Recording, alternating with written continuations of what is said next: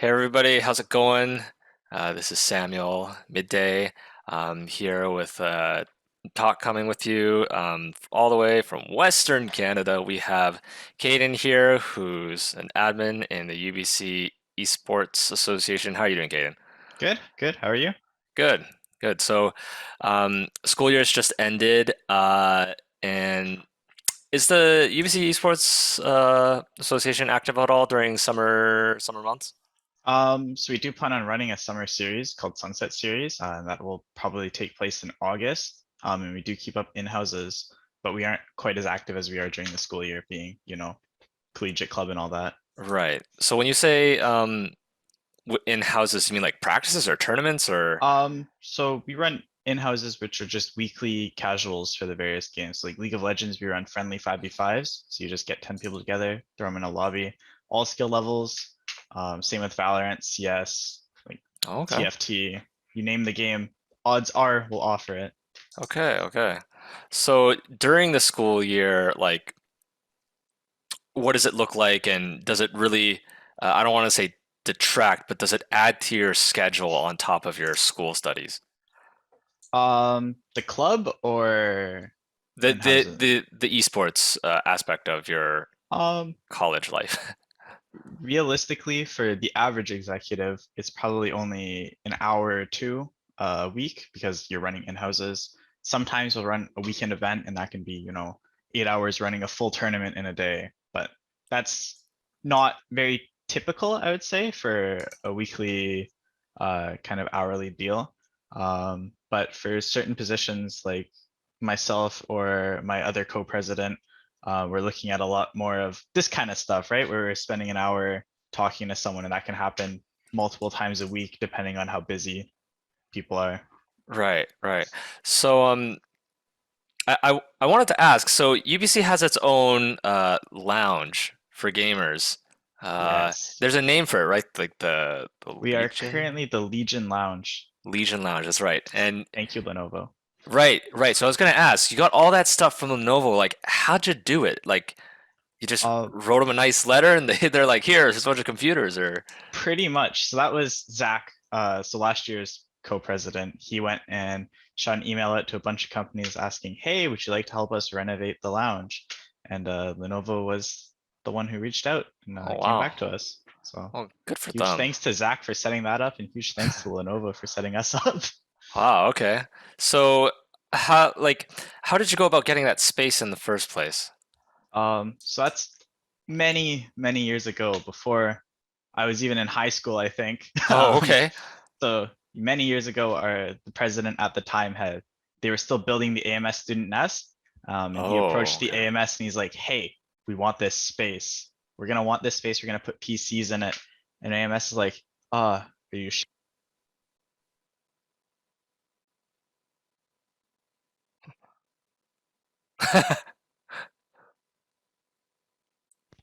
sorry about that. My No headphones are worries. kind of finicky. Oh, okay. Uh, so yeah, he approached AMS and he's like, "Hey, we're gonna want this space."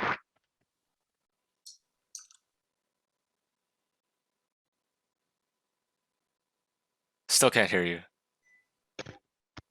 So yeah, he Oh, approached okay, we're AMS and back. he's like, "We're gonna want this space, and we're gonna make a gaming lounge, and it's gonna be accessible to UBC students." And that was kind of the birth of that. So then he got our first partnership. I'm blanking on the name. A local company who supplied the PCs at first. Oh, okay. So when Zach sent out that email, obviously he didn't just say, "Hey, can you like hook us up with some stuff?" Like he probably backed it with like, "This is who we are. This is what we're trying to do," sort of email, right? Yeah, yeah. And can you go into that a little bit just in case there's anybody else listening who wants to try and sort of attempt the same thing? Um, I don't have the email on hand. I'm sure Right, I right.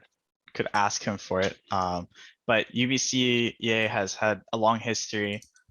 We are the largest in Western Canada, one of the largest in Western North America.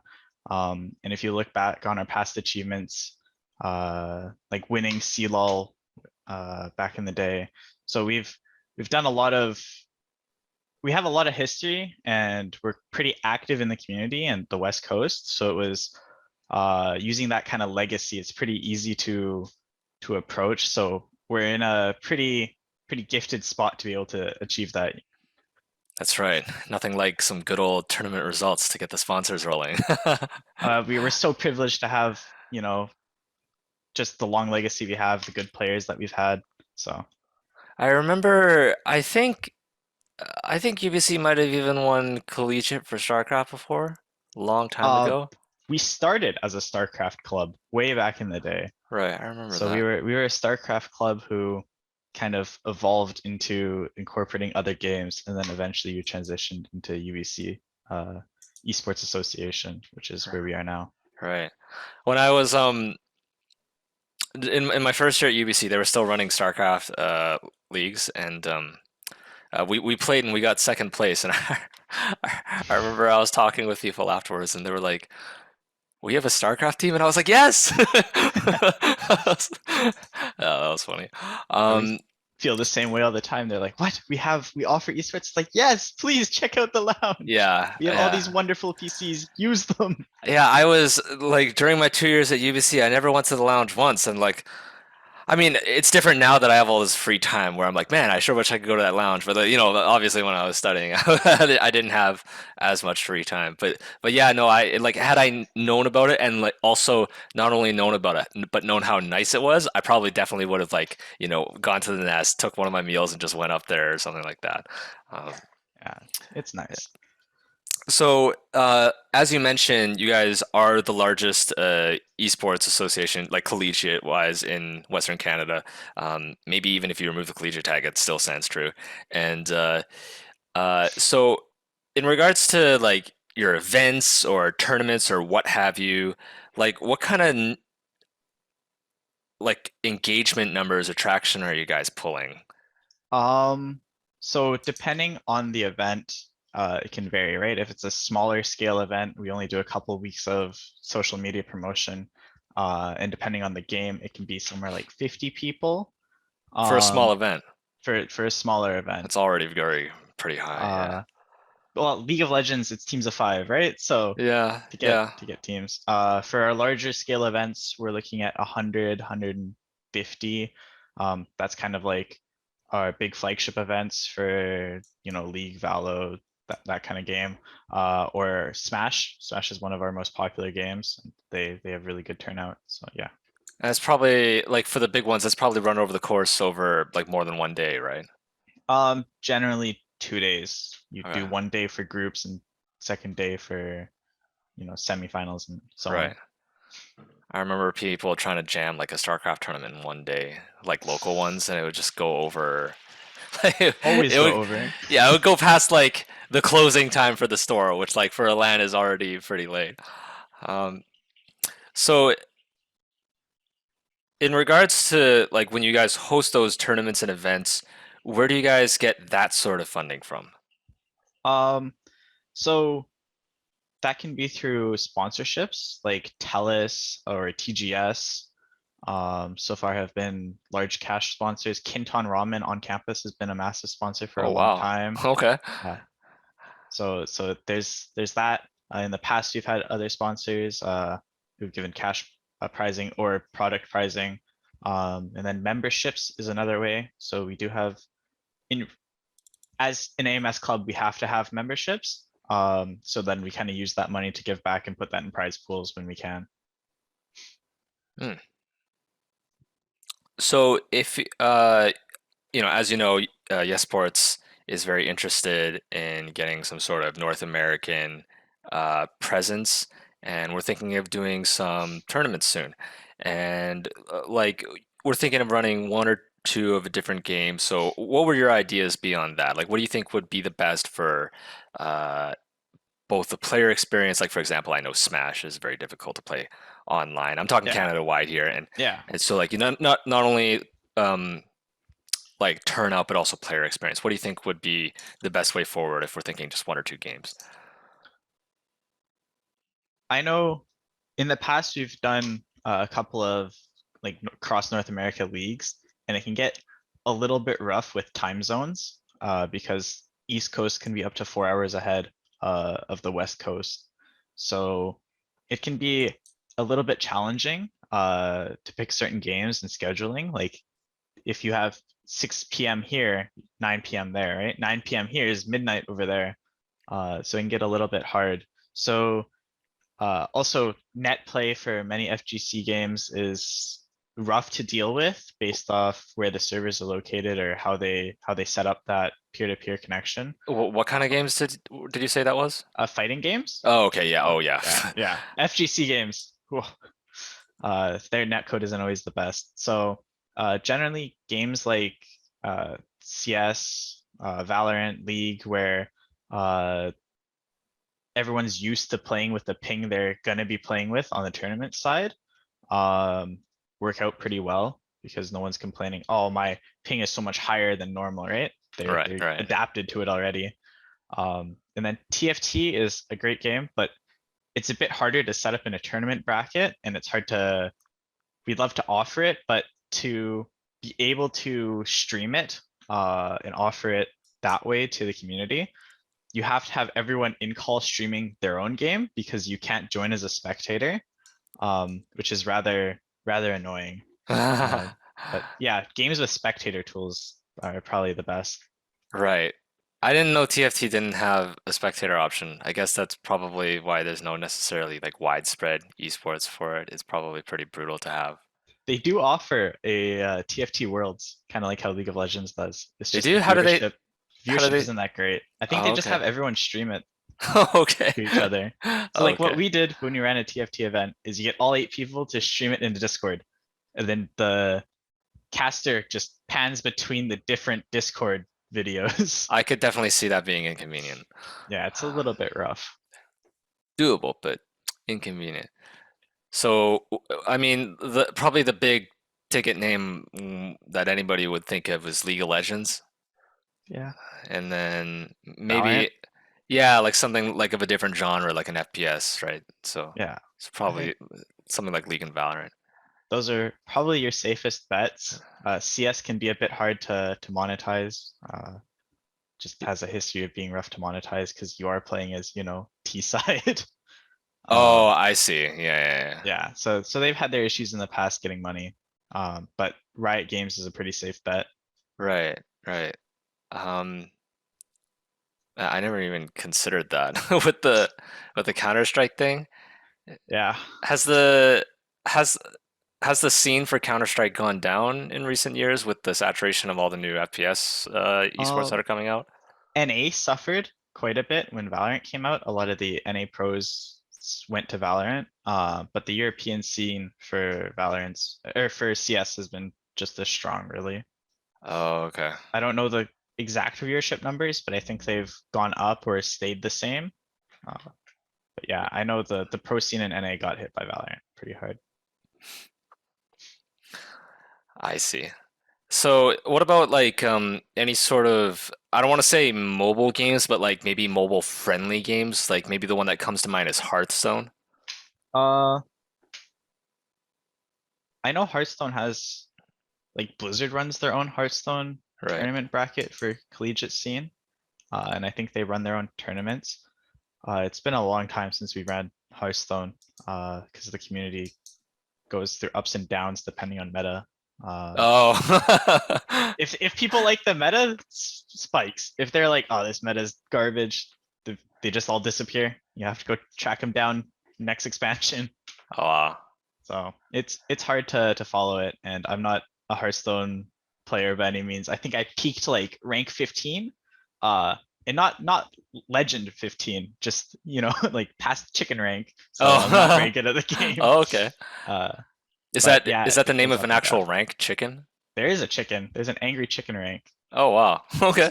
I at first I thought you were joking, but then I'm like, knowing Blizzard, they might have actually like put It's in a chicken rank in Hearthstone. yeah. So Hearthstone, although I think most Hearthstone players like playing the PC version more than the mobile version. Uh, mobile. Uh, I know Mobile Legends is pretty big in some other countries. It's not massive in NA, but it's really popular in like Asia. And then Wild Rift is probably more popular here Is than that an expansion? Wild Rift is Riot's version of League of Legends for the phone. Oh, right. Okay. Sorry, I'm Yeah, like, yeah. I'm out to lunch on this. It's Mobile Legends Bang Bang, I think is the full name for the other Okay. game. So that being said, what games do you play? Ah, for multiplayer games, I play League, used to play CS, used to play, a little bit of Hearthstone. Never really touched Valorant because I was playing CS with buddies. Um, but yeah, that's kind of the more multiplayer games. Okay. What And about you? uh, true, through and through a StarCraft player. Yeah. Just stuck with that game, and I I have a story of me trying League of Legends. I made an account a long time ago, just when I was at a friend's house because I saw him playing, and then, but I never logged in. So then later on, like StarCraft players and League players, they had this what do I call it? Like a culture war, like back in the day, and we were just like mudslinging each other. So like I was in a private call with a group of my friends, and like I was like talking shit about League, and then one of my friends who plays both StarCraft and League he straight up called me out, and he's like, Sam, like it reflects on you really badly that you're like talking badly about a game you've never played before. Like that's like talking badly about a restaurant's food you've never even tried. And I was like, okay. So I downloaded the game again, and I went and tried to log in. And when I tried to log in, it didn't let me. It said, "Hold on, we changed our password requirements, so you're gonna have to log into the website and change your password before you log into the game." And I was like, "All right, fine." So I went to the website and logged in. And when I logged in, it said, "Hold up, before you log into the website, you must first create a summoner in game." And I was like, "Wait a second." So I can't log into the game because you want me to change the password on the website, but I can't change the password on the website because you want me to log me into you want me to log into the game. So I messaged customer support, and they're like, "Yeah, there's nothing we can do." And I was like, "So what can you do?" And they're like, "We can delete your account so you can make a new one." And I was like, "That sounds good." And they're like, "Okay, just wait, 10 business days." And I was like, "Okay." So I waited 2 weeks and then tried it and didn't like it, and that was that. So I could have just like made another account with a different email, but I didn't want to bother with that. So Yeah, my League of my Legends. my very short stint with League. But yeah, I've always just been a StarCraft player. I've been like on and off. I played Blade and Soul a bit as well, like an MMO, Mhm. and like it's like what you said earlier. When it comes to fighting games and ping, like I have never played a more ping dependent game ever. It would like literally change the entire game. Like there were certain moves you couldn't even do unless you had a certain kind of ping, and there were like all sorts of different like dodges and tools you could use against your opponent's abilities that you just couldn't do at all. So you had to like guess and just like cross your fingers sometimes, and it was a nightmare. And when I went to Europe for the World Championship qualifier finals, like they had Amazon servers and like it was good, and the servers were actually close to where we were doing. And when I was playing, I was like, "Oh, this is so much better." And I was like starting to beat all these people.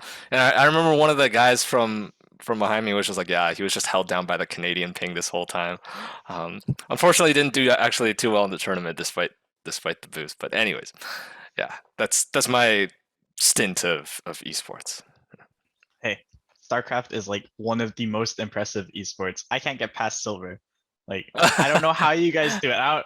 Your hands are just built different, I swear. It's uh, it's definitely a slow crawl. It's definitely a slow crawl, and it's like this just I think this applies to learning any game or almost anything really, but it sort of starts as like I call it like a frontal process where basically when you learn something new, it's at the front of your mind. You're like thinking about it and how to do it. And then as you get better at it, it sort of moves to a background process. So you're already fluent in like fundamentals or whatever. Then you can start to onload new information.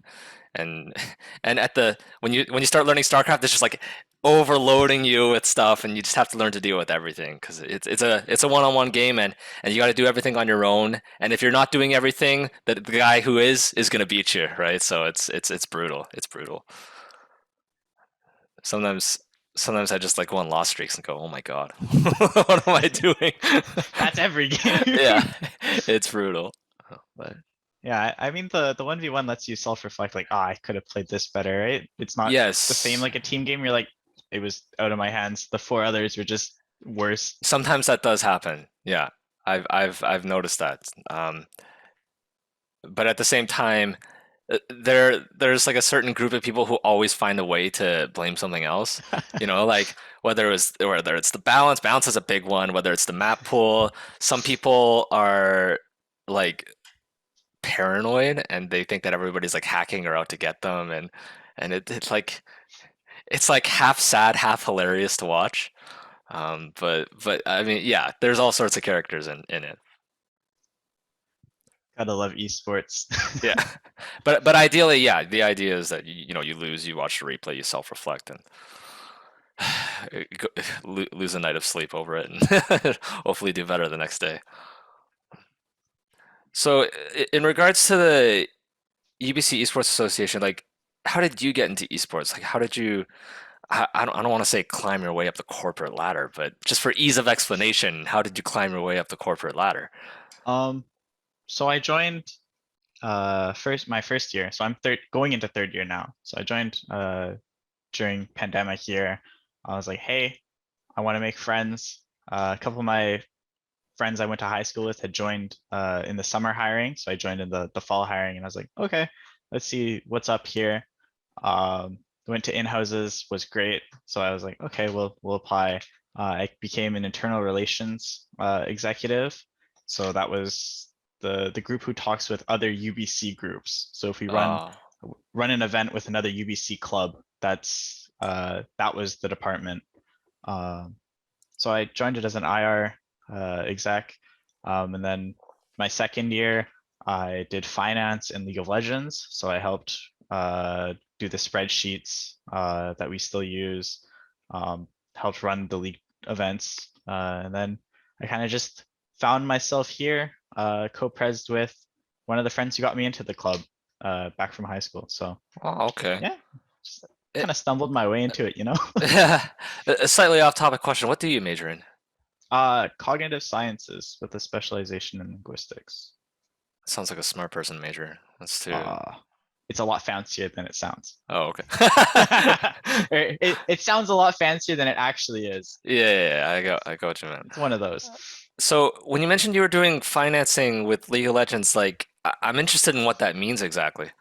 So I helped run the league department. So that's in-houses, tournaments, just kind of that stuff. And then I was kind of running dual duty. I was also helping the finance department, so that's uh, paying prize, paying tournament winners, making sure the executives are reimbursed if they have to buy, something for an event we run, making sure they get their money back, um, making sure the sponsors gave us money, keeping track of all the money, because we are dealing with, prize pools of hundreds, thousands, right? So there's a bit of spreadsheeting that needs to go on to make sure all that money flows smoothly and that winners can get their prizing, in a timely manner. So yeah. Sounds very responsible. Woo.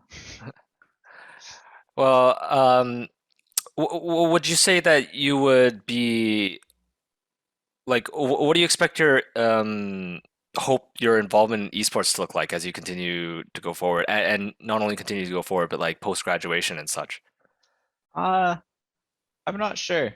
I'll probably always be a consumer of esports at the very least, because I just love gaming and I have since I was really young. Um, I don't know if this is the career path I want or but currently I wouldn't mind stumbling into it kind of, but we'll see where life takes me. Um, but I do hope at least my stint as co-president for UBCA, I'm able to improve UBCA, improve the Lower Mainland. I think I'm really privileged to be that part of the leadership team for the first year that we can run in-person events again, right? I think that's the biggest thing that um, my predecessors have kind of remorsed on was their inability to run LAN events because of COVID, right? So I just want to get the community back to in-person events is probably the biggest thing. Right. And what would you say to people who are trying to get their foot into esports? Kind of just go for it. Uh, I think a lot of people I've talked to have just said, just send 3 emails. You just send 3 emails to the same person, and worst case, they say no because there's so many different companies and there's so many people. You can just, as long as you know you're polite about the emails and they're worded nicely, you can just send those cold calls out. Um, like if you really want it, just go for it. Who's gonna stop you, right? There's it's such a young field with so much opportunity. As long as you can prove why you're worth it, someone will eventually see your value. Hmm. I think that's solid advice. Uh, there's something else I was gonna ask. I forgot what it was, but I will comment that oh, I remember what it was. So you mentioned that you enjoyed video games since you were young. Did you ever meet resistance from parents? Um, as in playing it, like Yeah, I did like IB and stuff, so it was always more, oh, go do academics, don't play video games. So right. there was that.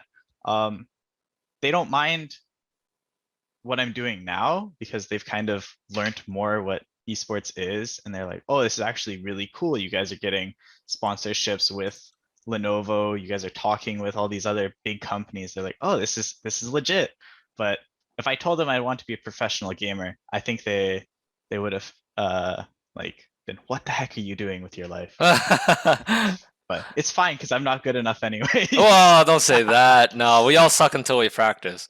True, true. So yeah, back in the day, they weren't too fond of the late nights gaming with friends. It was, oh, go hang out with your friends. You should talk to them. I'm like, I'm in call with them right now. How do you want me to talk with them, right? But for Okay, them, it was just that difference between online and in person, right? They couldn't see that it was still hanging out with friends.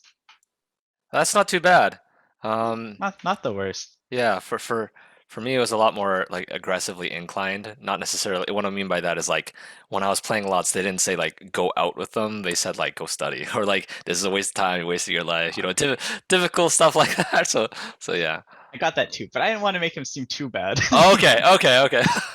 Yeah. No, no, I think it's a reality that to an extent needs to be talked about. Yeah, yeah, Because no. it's like it's this whole cultural shift of like legitimizing esports in the older generation's eyes. And um, like for example, what Sports and APRU are doing with these scholarships and stuff like that is like a huge step forward.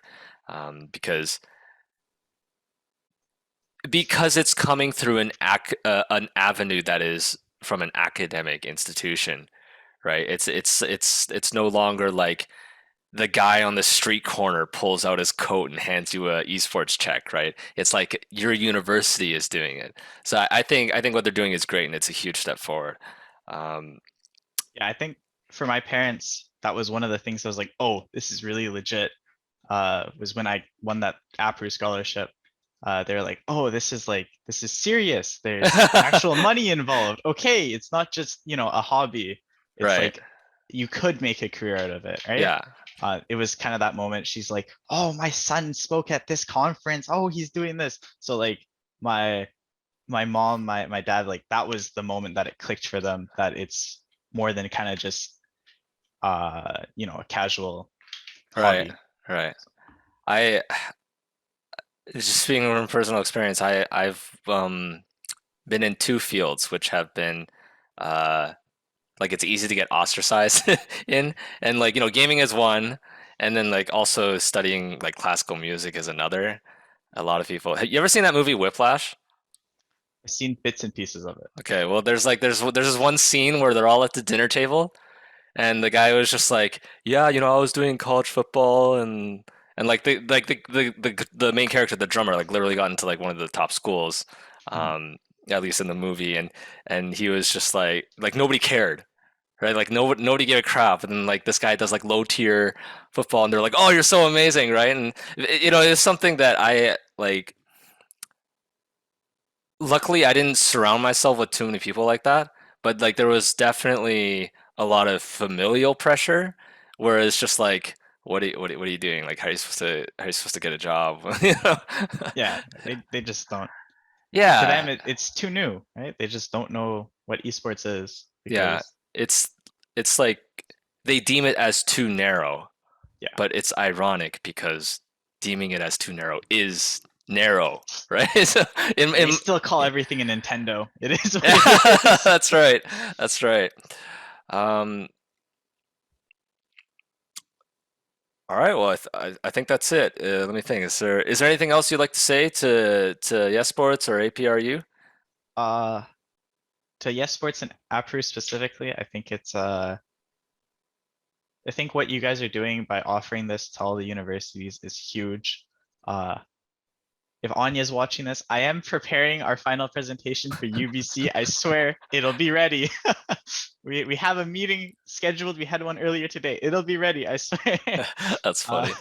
but but yeah, I'm still involved with APRU, at least for this year, and I love to see that so many in the club also want to be involved in APRU, and I think it's amazing that we get to connect with all these people from across the world, like speaking with a guy from Chile as the same time you're talking with a guy from Japan, same time you're talking with someone from Russia.